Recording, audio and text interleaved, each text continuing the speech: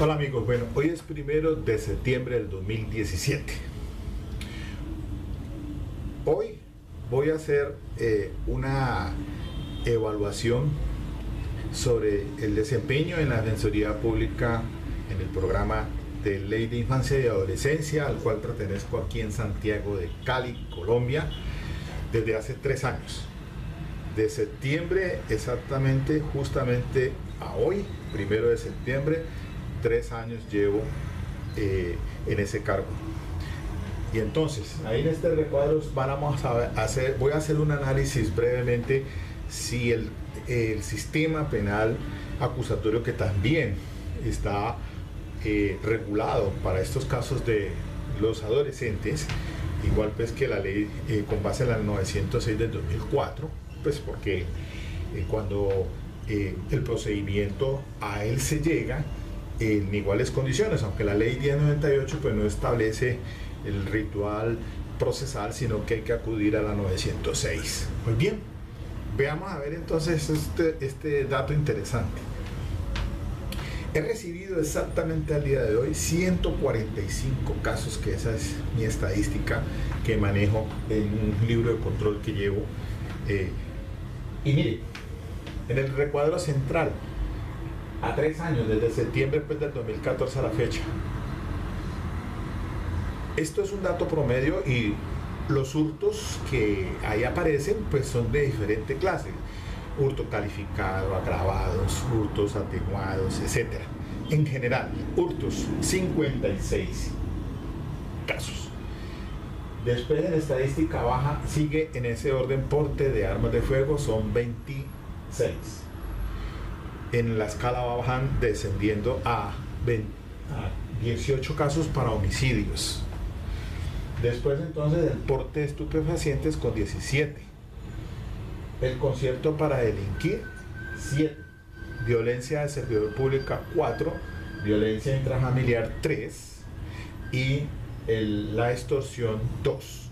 Se me quedarán por ahí por fuera algunos, pero ya eso es lo mínimo, pues, es decir, en el rango de estadísticas son muy casos, por ejemplo, una receptación o cualquier otro delito de estos, para no incluirlos allí, pero son, pues, mínimos. De eso entonces, allá en el recuadro inferior aparece, de esa totalidad, aceptaron cargos 104, es decir, casi el 75% en las audiencias concentradas. Es decir, allí cuando se entra a legalizar captura e imputar cargos y imponer la medida, normalmente terminan en esa aceptación o allanamiento a cargos y vendrá la sanción que se impone. Eso corresponde más o menos a un 75%.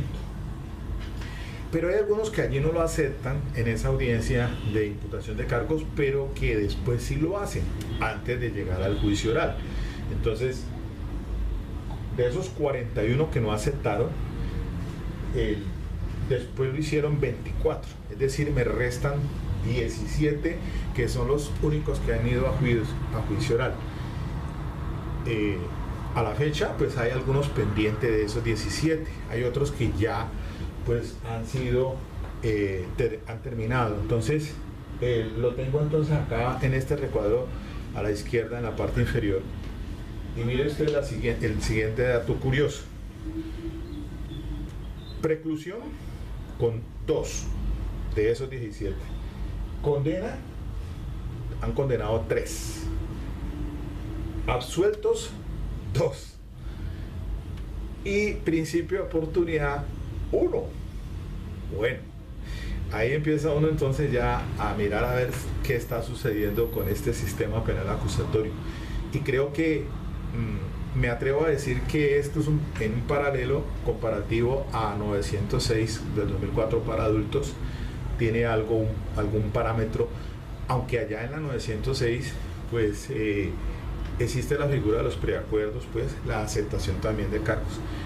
No, acá en la 1098 no existen los preacuerdos. Aquí el muchacho o el joven adolescente infractor entonces solamente acepta los cargos en la audiencia correspondiente, pues puede ser en las concentradas que llamamos, las llamadas de combo, o posteriormente en la acusación en la preparatoria y de pronto en algunos casos se han dado en el mismo juicio oral antes de que termine. Entonces, la ley 1098 pues tiene esa regulación pues, con los adolescentes, que son los fines pues, de protección, de educación, de restauración. Entonces, cuando pues, se le impone la sanción, mire la gran mayoría de estos casos, y se pregunta uno entonces si el sistema penal acusatorio está funcionando, porque este puede ser un estudio con base en mi estadística, pero también puede hacerse generalizado o llevar a hacer un paralelo con alguien que trabaje de defensor público en 906.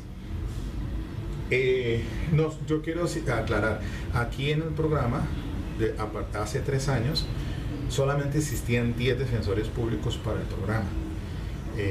Habían solamente 4 juzgados de reconocimiento y un tanto de jueces de control de garantías. Actualmente existen 5 jueces de conocimiento que funcionan aquí en un edificio local aledaño donde estoy yo. Yo estoy ubicado en la avenida Estación con avenida Sexta, y en el edificio de Comeva, el antiguo edificio Comeva, y cerca está pues el edificio donde funciona la jurisdicción de menores de la colegiatura, o sea, los juzgados de conocimiento y algunos jueces de control de garantías, porque normalmente en la estación de Siloé funciona el juez de control de garantías para cuando se da la captura en flagrancia. Entonces allá hay 2 fiscales de planta y un juez de control de garantías en la estación de Siloé. Y acá, en esta edificación local, la colegiatura funciona pues, los jueces de conocimiento y algunos jueces de control de garantías, en su mayoría. Mientras que en una edificación un poco más, también aquí cerca, funciona los fiscales de adolescencia. Aclarando eso, entonces, pues imagínense ustedes ahora sí, ¿qué conclusiones podemos llegar brevemente? Pues que el sistema se regula mayormente por la figura de la aceptación de cargos. Es decir, sea por X o Y razón, cuando se entra a esa audiencia de control de garantías, pues se hace un test en cuanto a los elementos materiales de prueba que presenta la Fiscalía, y se toma la decisión consensuada con el usuario, en este caso el menor, con su padre de familia, mirando a ver las posibilidades de que si acepta los cargos, pues entonces obtenga los beneficios en este sistema, que es pues una sanción normalmente según la clase de delito pues que se cometa, porque hay sanciones que van de 2 hasta los 8 años para delitos graves, digámoslo así, y para jóvenes incluso de 14 a los mismos 18 años. Pero en términos generales hay ciertos delitos que cuando el joven tiene de 1 a 5 años sería otro tipo de sanción, para unos delitos en otro, pues digamos, que no tiene una cierta gravedad, sino menores. Entonces, para un homicidio, pues entonces sí iría de 2 a 8 años, para una extorsión igual, de 2 a 8 años, así tenga 14, de 14 a 18 años. Incluso a él se le puede imponer privación de la libertad en las concentradas cuando tenga 14 años, aún teniendo 14 años, y si se trata de un delito de homicidio o un caso de extorsión o un delito de carácter sexual. Para esos eventos entonces se impone la medida de internamiento en un centro especializado, pues teniendo en cuenta los requisitos para ello. Pero hay otros delitos que si el joven debe tener entre 16 y los 18. Si es menor de 16, o sea, entre los 14 o 15 años, pues entonces no podrá imponerse la privación de la libertad si el delito no supera los 5 años de sanción que esté tipificado como tal. Tiene que tener 2 requisitos, la edad y el delito. Entonces se evalúa eso. Normalmente, miren ustedes entonces, el sistema sí funciona bajo la figura de la aceptación de cargos o lo que es el allanamiento. Lo mismo sucede para la 906. Seguramente la mayor incidencia que se tiene es la figura de bajo la imposición de pena en 906, bajo la figura de la aceptación de cargos en esas primeras diligencias, o posteriormente con la figura del preacuerdo. Entonces es otra modalidad diferente, tratando entonces de obtener ciertos beneficios, degradación de conducta, etcétera, en los delitos que se permitan. Entonces vamos sacando conclusiones del sistema. Por política criminal, cuando se creó o se reformó el 250 de la Constitución Política a través del Acto Legislativo 03 del 2002, fue con ese propósito de que el 90% se allanaran o se terminara anticipadamente y un 10% fuese al juicio oral. Pues por lo menos según mi estadística y lo que arroja, sí cumplen con ese propósito el sistema de tendencia acusatorio, tanto para la 906 como para esta jurisdicción especial de menores, 1098. Entonces, ahora, que se van un porcentaje en este caso mínimo 10% a juicio oral, pues en esos eventos donde no aparece claridad sobre las circunstancias en que ocurrieron, ¿sí?, la existencia del delito y de la responsabilidad del adolescente. Incluso habrá casos donde hay resistencia al joven, a pesar de existir elementos materiales de prueba que evidencian pues que ocurrieron los hechos y es responsable, pues guarda el derecho guarda su derecho a quedarse callado y que se le demuestre su responsabilidad. Entonces, es allí donde ya eso pasa por todo ese filtro, acusación preparatoria, y llegamos al juicio oral. Quizás entonces es lo que permite entender por qué razón, en términos generales, abogados, en este caso defensores, ya sea de confianza o defensores públicos, no tenemos la mayor experiencia en los juicios orales y por ende las falencias frente a la idoneidad, digámoslo así, o preparación en el tema que yo he venido diciendo sobre el contrainterrogatorio. Es allí donde hay que trabajar más, porque pues es difícil, obviamente, pasar por todo el filtro, acusación preparatoria, llegar al juicio oral y terminar con una sentencia, apelar a esa sentencia según las partes o los intereses y termine en el Tribunal Superior de Distrito o también en casación ante la Corte Suprema de Justicia. Entonces, miren ustedes que en el recuadro inferior, pues entonces dirán ustedes, bueno, ha suelto dos. Sí, ha suelto dos que se fue a juicio oral. Ayer terminé uno donde absolvieron al muchacho y eso se fue concierto para delinquir, se fue por delitos de homicidio, porte de armas, tenía de todo eso. Pero no fue una tarea fácil, fue titánica la labor de irse a un juicio oral, de dar todas las fases y demostrar entonces que realmente ese joven era inocente realmente. Era inocente, se logró probar eso, o el juez por lo menos así tomó la decisión, porque no tuvo en la apreciación probatoria bajo el principio de mediación y confrontación y contradicción de lo que le entró, pues no pudo tomar una decisión de condenar, sino de absolver. De esto también puedo tener la experiencia de que se ha suelto a alguien, uno de ellos se absolvió, y después entonces apeló el fiscal y el Tribunal de Cali le revoca la absolución para sancionar. Es el caso ese que mencioné sobre el joven,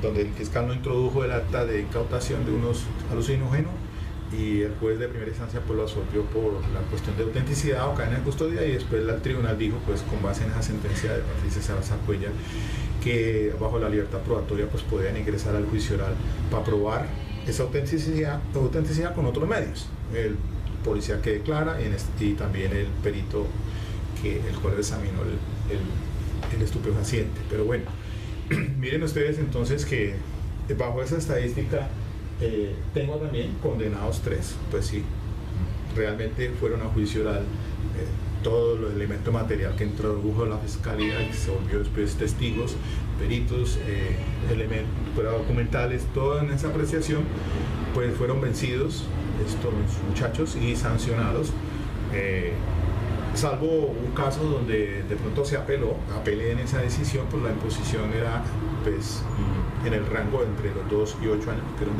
delito de concierto para delinquir con fines de homicidio, con extorsión, con estupefacientes, hurto, bueno, en fin. Los jueces 6 años se les impuso, se apeló y el tribunal pues le rebajó a 5 años.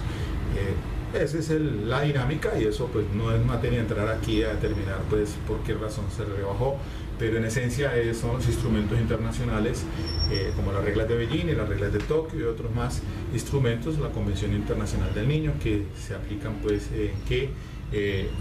si cuando ya por la gravedad del delito se pone la sanción para un centro especializado, esta sea lo más breve posible, o por lo menos pues dando cumplimiento a esos fines de protección, de reeducación, de restauración.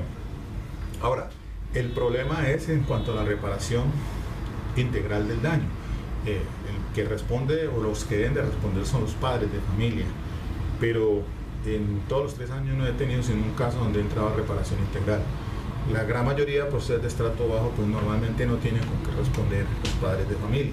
Termina esa sentencia, termina el juicio, la sanción que imponga el juez de primera instancia, se da 30 días para que se presenten las víctimas, pero normalmente casi es muy poco lo que es mínimo donde se hace eso. Y si se hace, lo complicado es que cómo se hace para entonces perseguir el bolsillo del padre para que repare ese daño.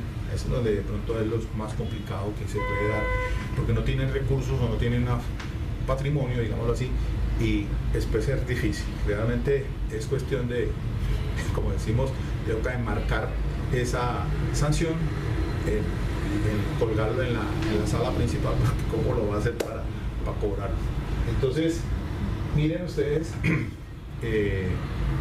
si esto pasa les decía que en este caso somos 21 que funcionamos aquí como defensores públicos en Santiago de Cali, pues haga ese promedio, eso es lo que se maneja. Así, si yo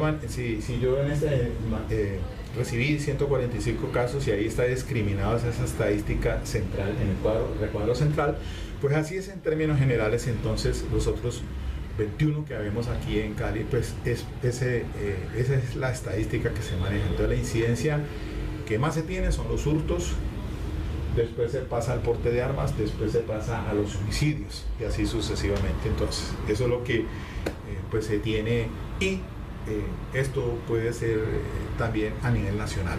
Entonces esto, además de ser una estadística que hago aquí, puede servirles a las mismas universidades, a los encargados de hacer estos estudios, para que tengan ustedes en cuenta como punto de referencia esto que les estoy diciendo en este momento, después de estar 3 años ya acá como defensor público en el programa de infancia y adolescencia aquí en Santiago de Cali, Colombia. Entonces, incluso a nivel pues internacional, quizás los colegas que de pronto acceden a este YouTube, Ecuador, aquí México también, y no sé, de pronto Venezuela y Perú, pero que son los que de pronto tenemos nuestros países vecinos, que quizás saber pues cuál es la estadística que se maneja allá también en esta problemática. Bueno, mis queridos amigos, les deseo un buen fin de semana. Espero que esto les sirva pues como para una información, para que ustedes la tomen como referencia y entonces miren si el sistema penal acusatorio pues realmente está funcionando, por lo menos acá en infancia y adolescencia. Ok, me despido. Dale like si te gusta,